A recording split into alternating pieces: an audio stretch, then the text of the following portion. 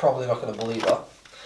That was 66.7 kilos. That's quite heavy, but it's to be expected. Everything else is pretty similar. Like the only thing that's obviously up is body fat, which is like 5% it says, but you know, you always take that with a pinch of salt. Water weight is roughly okay. That's what it usually is, and yeah, muscle mass is down. So that's generally the trend, as you see. If you gain fat, your muscle mass tends to drop a little bit. So yeah, we're at 48% muscle mass. So when I get down to like 60, it goes to like 51%. Yeah, whatever the measurement is, but it goes up to 51. But I don't often weigh myself, and I actually tell people, like, really don't need to weigh yourself. If you're seeing improvements, you'll see improvements. Like, you don't need to be worried about the weight. But in this, and what I'm going to explain further in this video, is that weight won't be a deciding factor for the rest of the season. So this is me currently. Now I know, obviously, like, I'm not no bodybuilder or anything, but this is just for me as personal reference for, you know, in a month's time when I'm back on it, for example. Now, obviously, excuse the bandages and things, and obviously they counted in the weight, but this is where I am in terms of body fat and things. So I'm not, I mean, the light's pretty good here, but I'm still retaining water. So as you can see, I mean, there's not a lot to grab, so you'd think there's not a lot to lose, but where I tend to put it on, if I'm being truthfully honest, is it's the stomach kind of has it last. The first place has it is my backside, believe it or not, my legs, and like my lower back. Now your lower back for a lot of people is kind of where they hold fat as well. Also my face, I get it in my face. Hopefully my camera battery lasts, because it's dying at the minute. My legs currently, like, we can't really see them, and I can't really tense them either because of where the cuts are, but there's hair on them, but there's not much fat on the leg, well, at least on the calf. There's a little vein there. Turn around.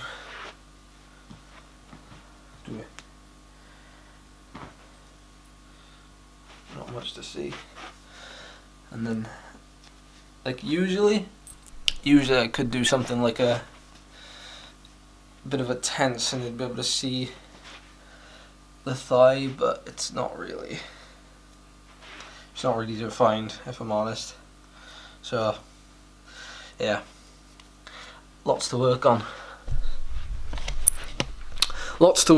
But you know, as cringy as all that is, that's my starting point, and I wanted to get it documented because it's a lot easier to see looking back on it. Photos don't really tell the story. Two errands to run, so I'm bringing the camera up with me for a bit of a change of scenery. I'll explain the next part of this starting point.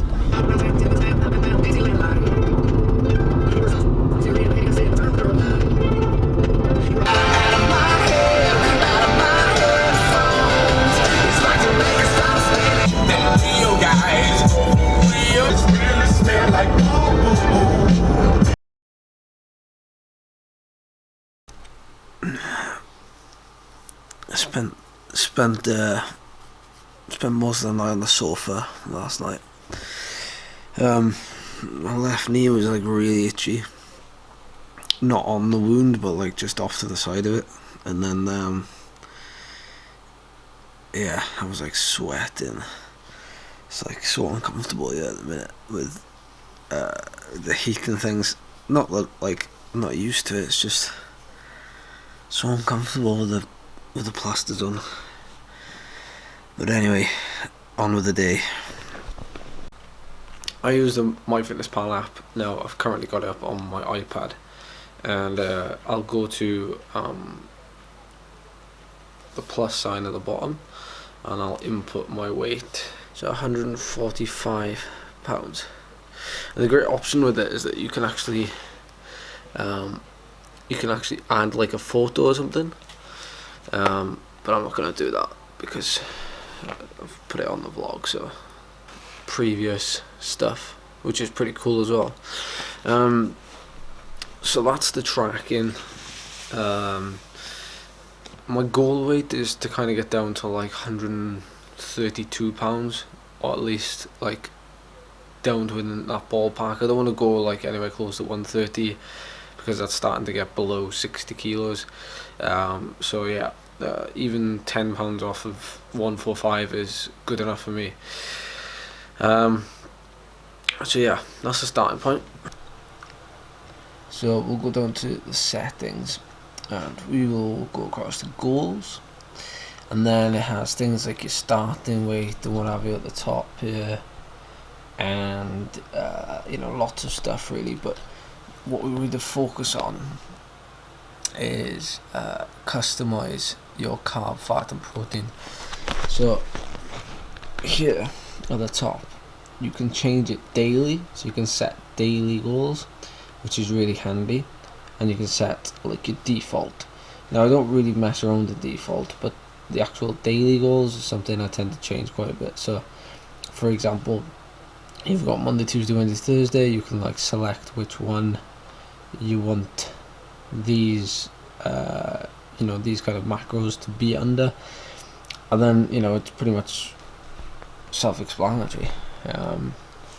You can go for the carbs, and you can go for percentage or grams. We tend to stick with grams because I know what I'm working with, but if you're just starting out, then percentages are usually a lot easier to work with, and it kind of works out for itself, and it'll give you a calorie breakdown, which is pretty cool. So for the sake of transparency and to keep it like pretty truthful between us lot, I won't be like completely sticking to that for the first like 2 weeks. It's more about just finding a routine the first 2 weeks. I can just kind of you know, your accuracy doesn't have to be quite on point.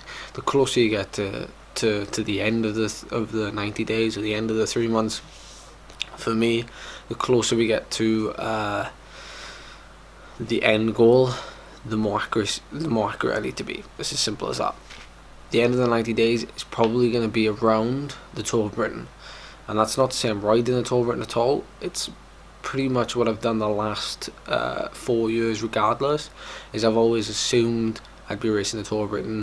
And you know, it's more about, because I love doing the hill climbs that kind of start in September, and the hill climb season then finishes kind of the end of October, something around there. So, you know, regardless if I'm at the Tour of Britain or not, I'll still be in great shape ahead of the hill climbs.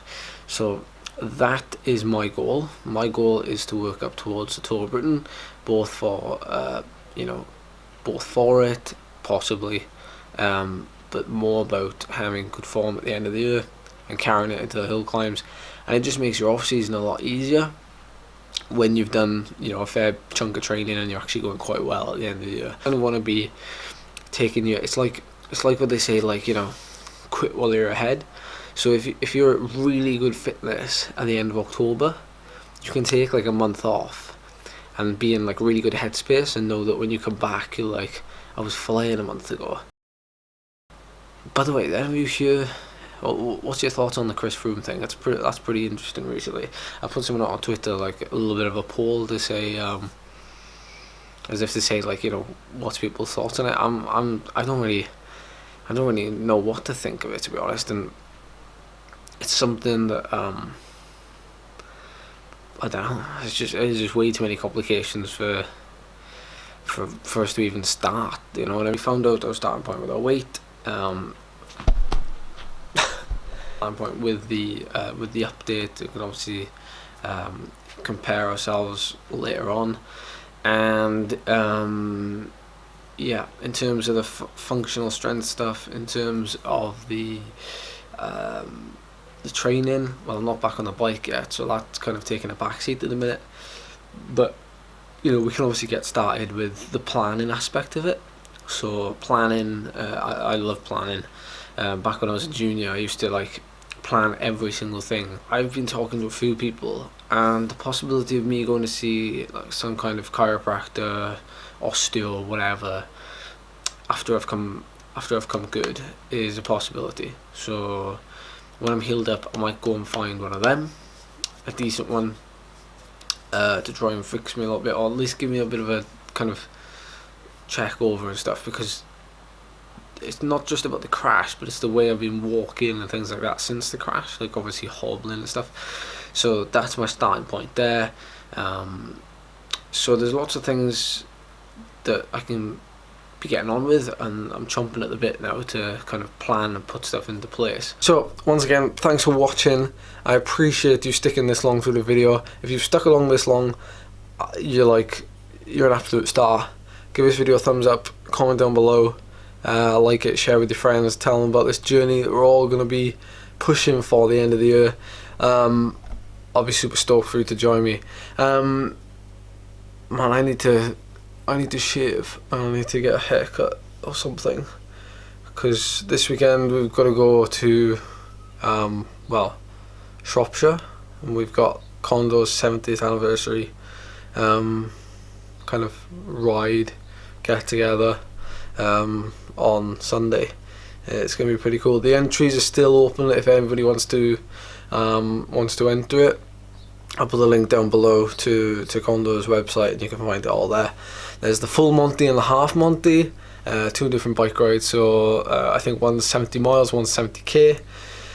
So if it's as well organised as we are when we win bike races, then it's going to be one heck of a day. Alright, cheers guys, I'll see you soon.